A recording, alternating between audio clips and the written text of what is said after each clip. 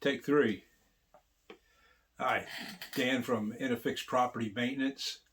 I've been talking about making videos for a long time and I haven't done it.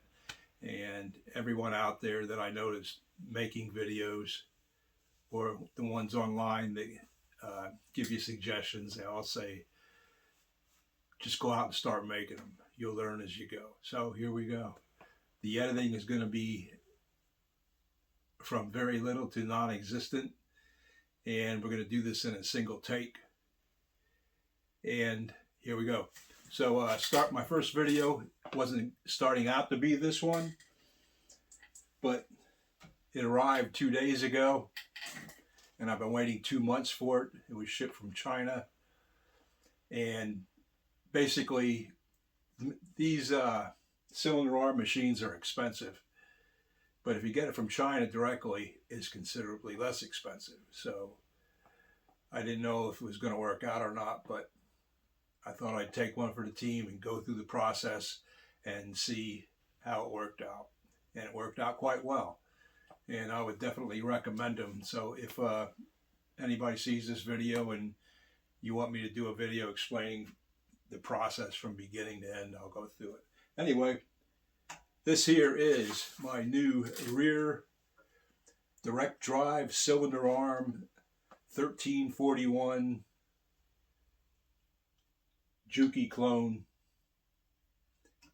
And this particular one I ordered with the short table, wired for 120 volts because they generally come wired for 220, and also factory installed with the 1-inch binder attachment.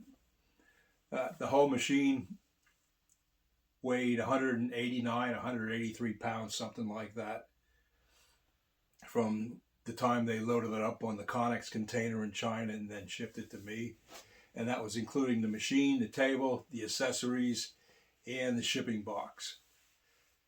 The price was easy to remember because the 1341 clone came in at $1,314. So basically the model number is the price. I checked out beforehand the used machines of this style. They were starting out at $1,850, and if you got a new Juki clone, they were around $5,500. And this is as of the internet, July 2026. So I'm going to pause this and try to set the camera up and give you an idea how this thing sews and what we'll be sewing, just to show you. This thing's a beast. I have a Conso 206, and this is a very nice machine, but I was looking to, I'll do another video on this later. I'm looking to do tool vests as a side new path in my career, and I needed something. I don't want to keep switching back and forth to do the binding. And watching other people's videos, it was definitely a good idea to get a machine to do strictly binding. So here we have it. Again, I'm going to put this on pause, get a little closer to the machine itself, give you a quick walkthrough on it and some of the modifications that I've already made. I got this 2 days ago. I finished setting it up last night. That's why you'll see tools scattered everywhere. And my bench is a mess right now. But yeah, I'll quickly go through everything, show you my small little shop. And if there's any interest in it, I can do videos later on. My storage needs, my setup, and my table. Okay, we'll be right back. Okay, quick overview of the machine. This is the machine itself. I try to back up as best I can, get a picture of the table. So that's their short table. I got that because if you see, kind of limited in room here.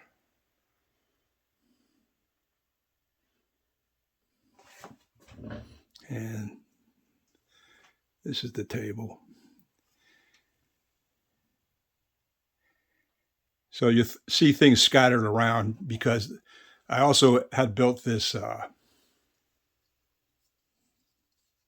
French cleat system, and the way I had things set up before,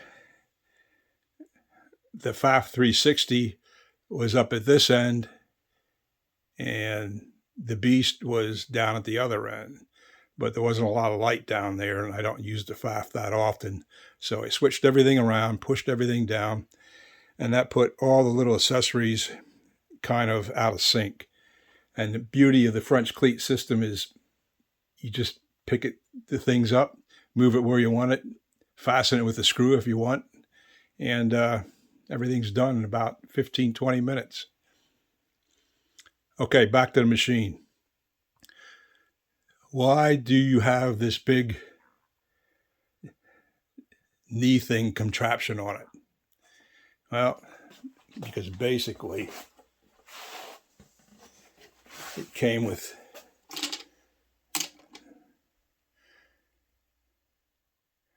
this little tiny knee pad, and no matter where you sat on the chair, it really didn't matter. Yeah, wherever you sat on the chair, it didn't matter. Your knee or leg was never going to hit it right. And it spun around. So it was very unnerving to have this thing.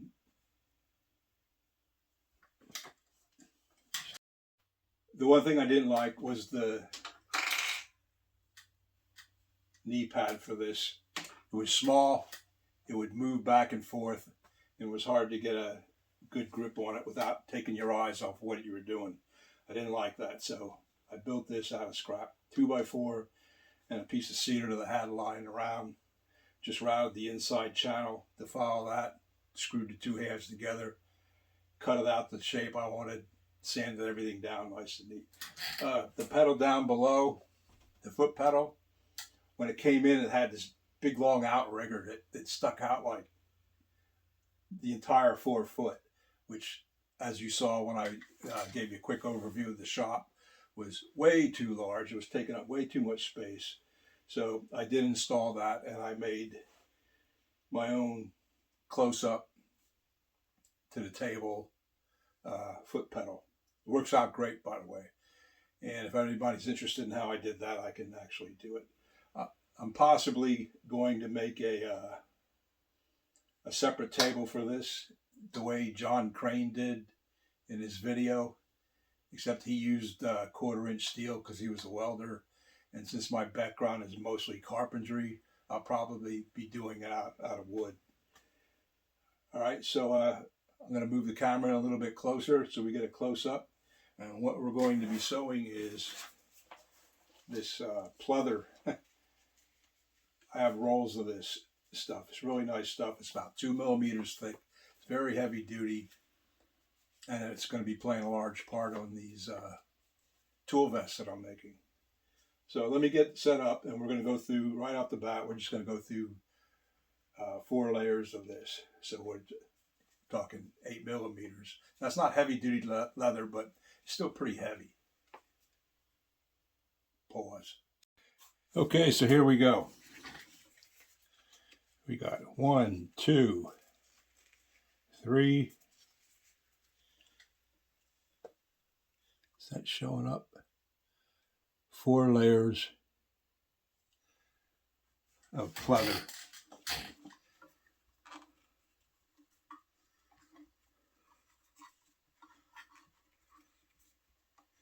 Get it under the foot.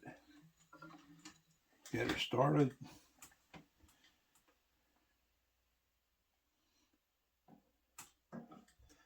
Turn it on.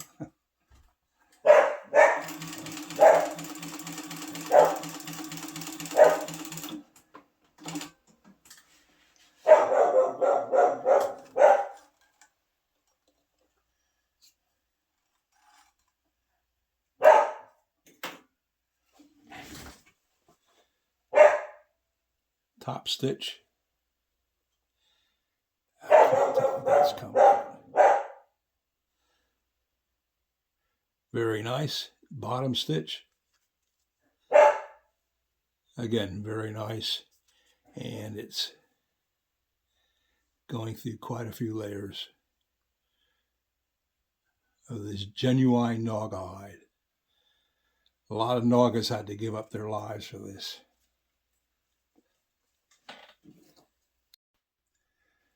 Okay, so that's it, going through the pleather / Naga hide. I also paid extra to have, they actually made this. They asked me what size binding I was using and everything else, and they made it and mounted it specifically for this machine.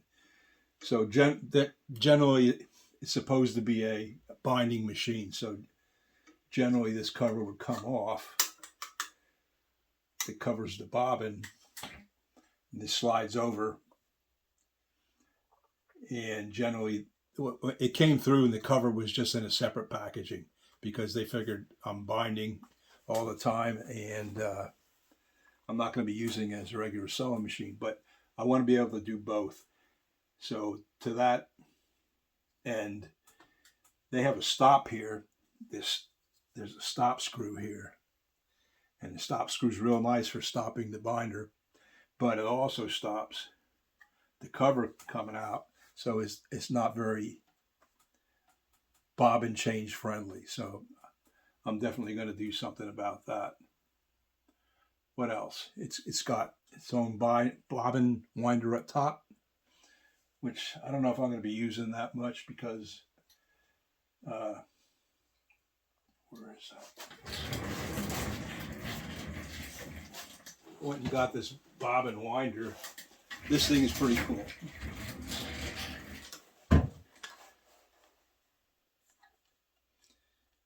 And there's videos on it out there, so I'm not going to do anything on that. But anyway, yeah, they work great. But also, I'll probably get this all set up, and if I'm only using it for binding, I'll run the bobbin at the top and have it wind as I'm doing stuff. That's a decision I got to make down the road. So what else?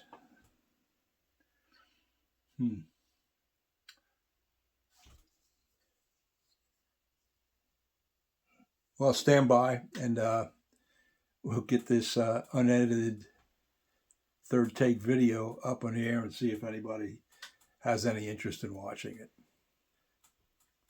Out.